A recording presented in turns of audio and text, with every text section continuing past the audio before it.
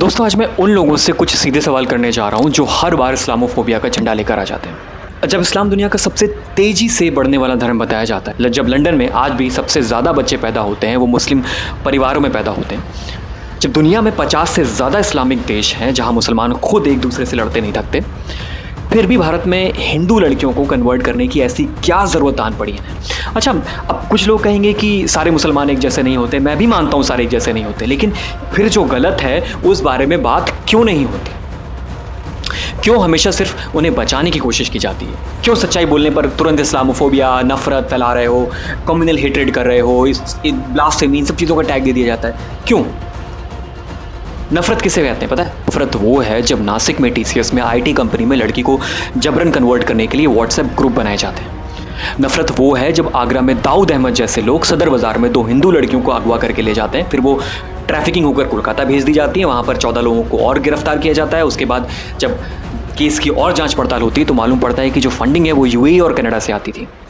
नफरत वो है जो अभी हाल ही में एक केस हुआ था, एक मुस्लिम लड़का हिंदू बनकर, उत्तराखंड का केस है, हिंदू बनकर वहाँ पर रह रहा था एक लिव इन रिलेशनशिप में हिंदू लड़की के साथ, और जब वहाँ पर कुछ बजरंग दल के लोग पहुँच जाते हैं तो मालूम पड़ता है कि वो मौलवियों को मैसेज डालता था कि ये लड़की 8 लाख में पड़ेगी।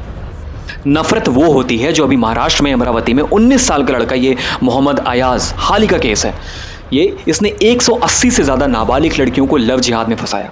उन्हें मुंबई और पुणे ले जाकर उनके ऑप्सिंग वीडियो बनाए, 350 से ज़्यादा वीडियोस बनाए, ब्लैकमेल किया, एक्सप्लॉइटेशन किया। ये सब रिपोर्ट्स आपके सामने हैं। मुझे लेफ्टिस्ट और लिबरल से तो वैसे भी कोई उम्मीद नहीं है और ना ही किसी को करनी भी चाहिए। मेरा सवाल है उन सो कॉल्ड फेमिनिस्ट से जो बहुत विमेन राइट्स की बात करती हैं, विमेन एम्पावरमेंट की बात करती हैं, वो सब कहाँ हैं?